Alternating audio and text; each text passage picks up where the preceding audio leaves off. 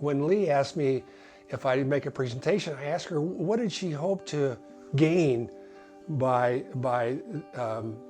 these remarks, and she told me that she thought that restoration should always be a part of the Clay Festival, which I found really encouraging and really spot on, because 17 years ago when Lucinda and I retired from Arizona to the Pitchfork Ranch, our goal was to restore habitat for wildlife and at-risk species. And so we've been doing that for the last 17 years with the help of, I think maybe 14 government grants and our own funds. But our effort has really, the scope of it's changed. It's not merely wildlife anymore, but it's also carbon capture. And the way to do that is with natural climate solutions, because we can use, if you'll recall to your 7th grade science class in photosynthesis, it's really probably the most remarkable natural process that exists on Earth.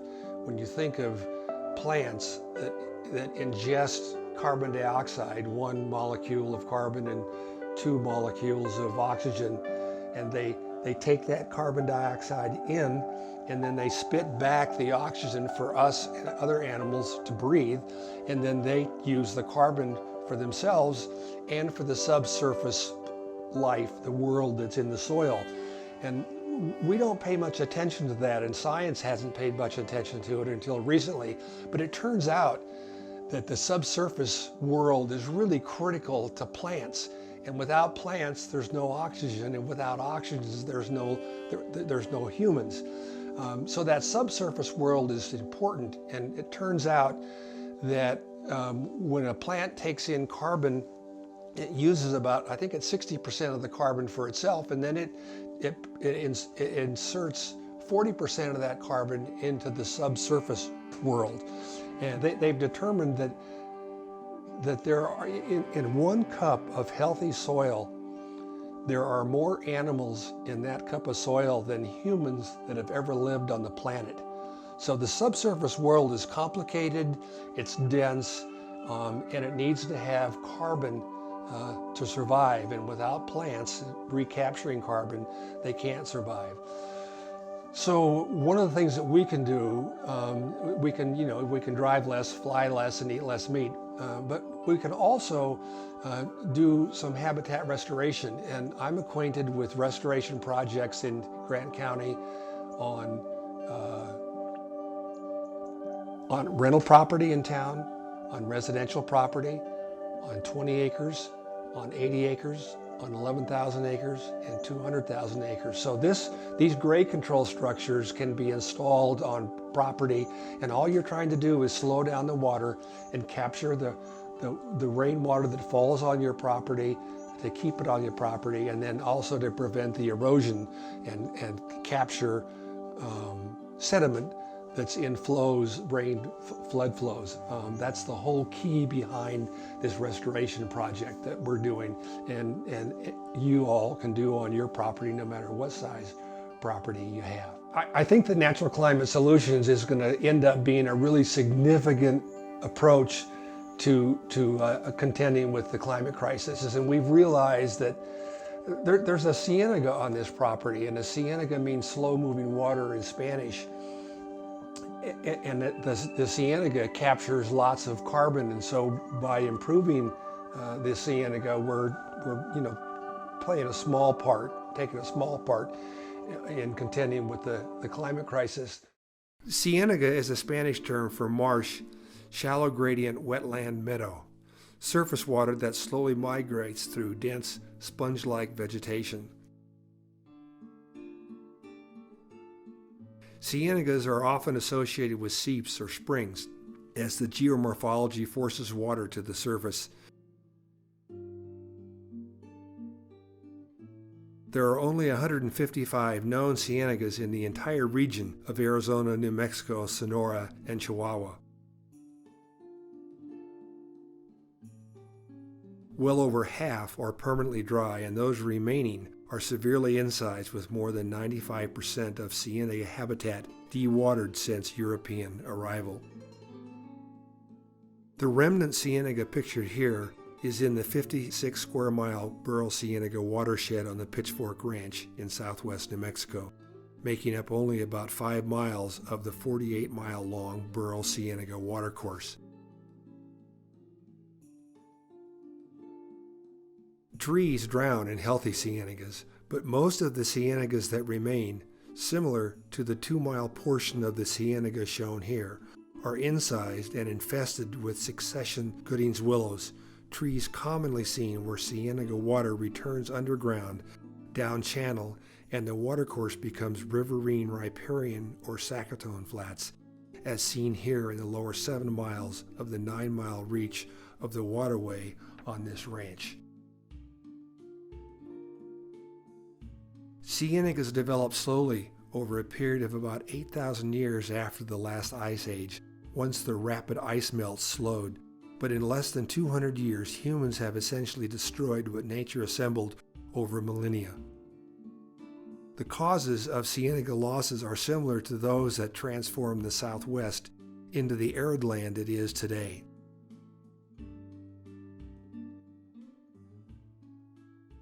The initial damage resulted from introduction of livestock by the Spanish in 1598, mostly sheep that reached more than 4.5 million in New Mexico and outnumbered cattle 37 to 1 by 1865. Next, in the 1820s, beaver, capable of building as many as 20 dams per mile, were completely trapped out. Beaver had helped establish a habitat that was once a series of pools, murky wetlands linked by shallow, multiple branch channels and reservoirs that help control seasonal flooding. In their absence, the habitat dried out. Arroyos developed, initiating an erosive process that continues to this day.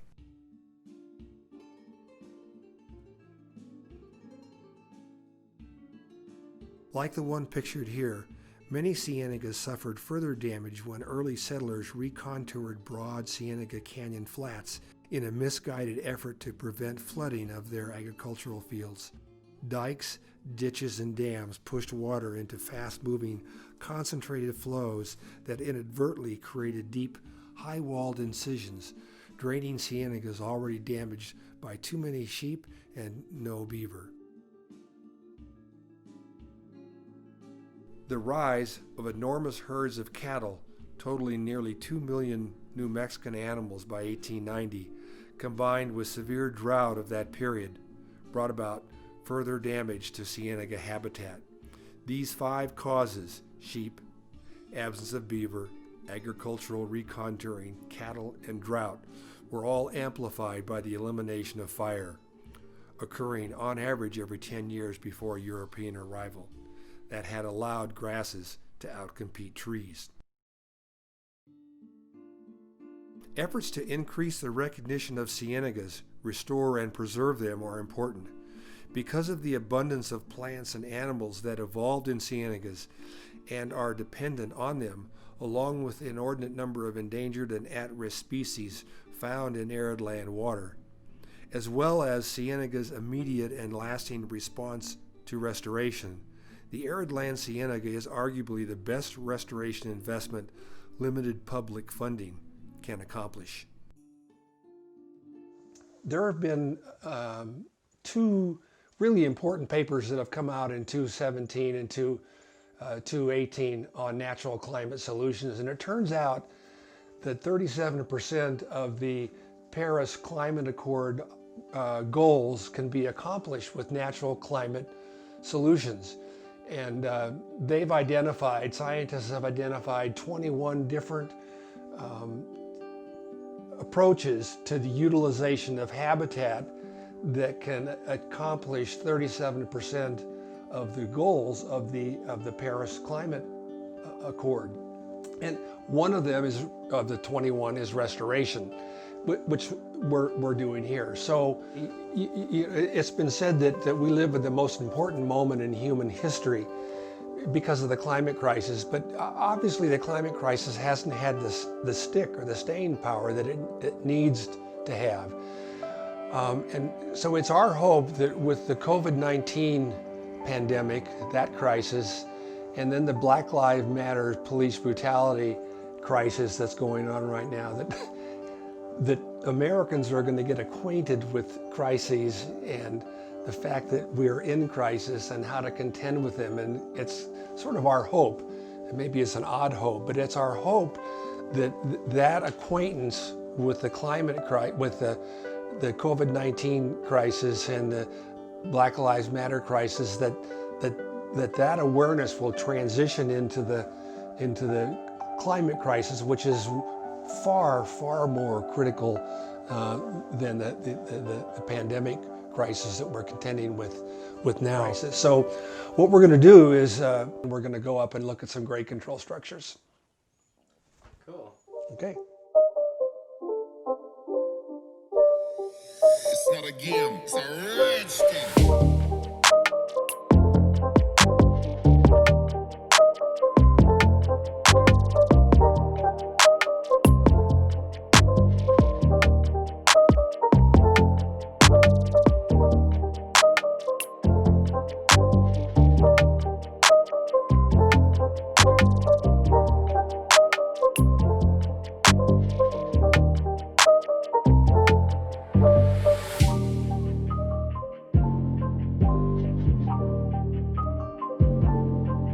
There's not much to see here, but that's a good thing. This is what's called a crisscross perpendicular post vein. And basically what we do, we dig a 6-foot trench, and then we put post in juniper, 1C juniper post in like this, and we crisscross them at the bottom, and then we let them stick out of the ground about 2 feet or 18 inches. And you can see what's happened here. They're almost totally filled in now. And we have other grade control structures at different locations that are completely gone.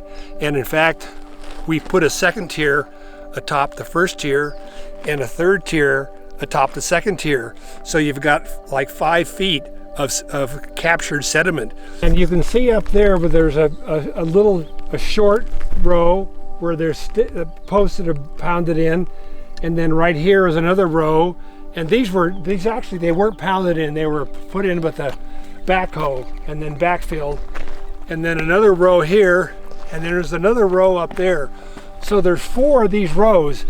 And the intention is to, instead of the water running straight and fast and cleaning out any vegetation, Zedike's idea, Bill Zedike, who's the guy who designed the protocol we follow, is it induces a meander. So the water, instead of going like this, this structure here curves it to the right, then it curves back to the left. And what he's trying to do is induce a meander and in effect maybe take a 8.5 mile long chunk of Burro Cienega that's on the Pitchfork Ranch and turn it into 9 miles.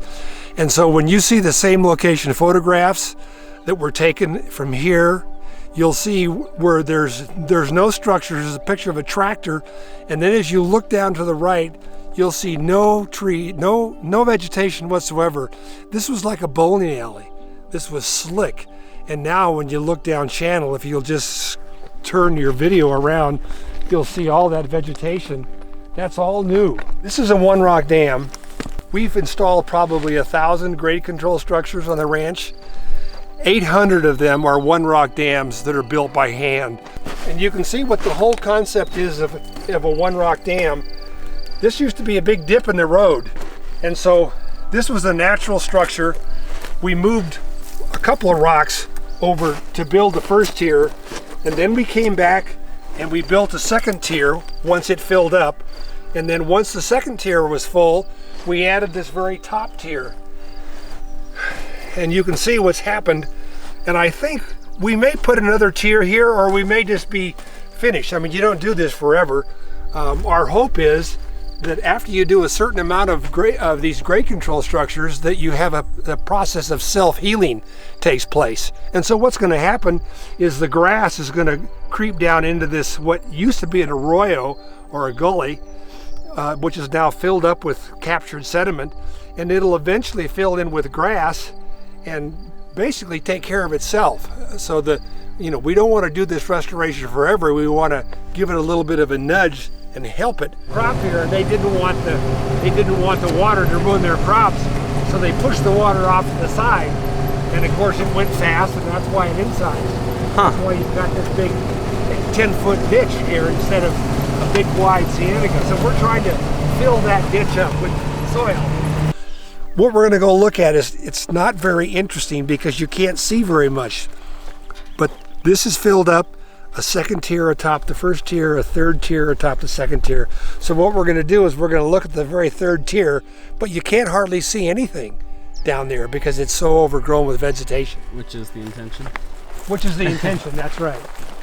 This is the same area that's in that 2005 photograph, and so when you look down here, you can see, and right here at the very foot, this is the very top of the third tier of these step-down woven weirs. So there's the first tier, it's filled up. There's a second tier, it's filled up. This is the third tier, and it's almost full. But in the meantime, you can see what's happened with this vegetation. So when we get flows coming through here on a flood, these trees and this vegetation all captures sediment. So in another year from now, I would expect, after this monsoon flow that we're going to hopefully receive here in the next month or so, the top of this structure will be totally covered and will be another 6 or 8 inches tall. We're standing on probably 5 feet of captured sediment here.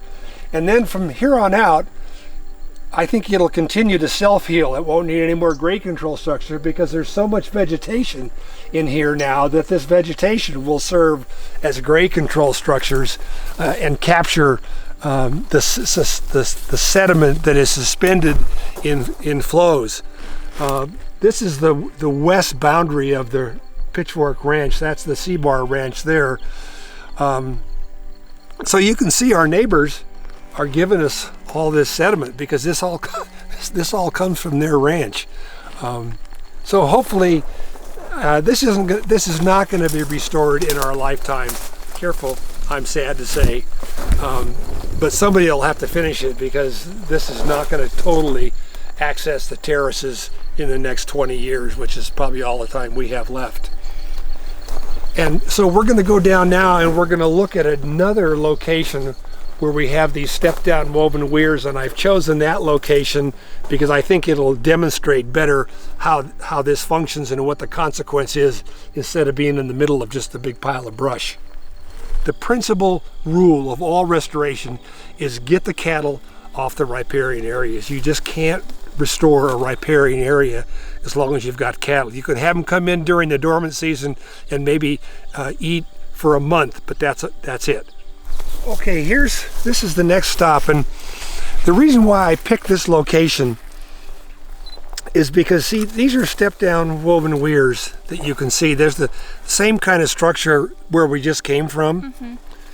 And so this is what this area right here, this is what this tree right here, and this post is that post and that tree. So these pictures are taken from back here, but you can see that there were no trees here in 2005. And then you can see, after we put the grade control structures in, you can see the 4 great step-down woven weirs. And then this is what the area looked like in 2014, and this is what it looks like in 2020.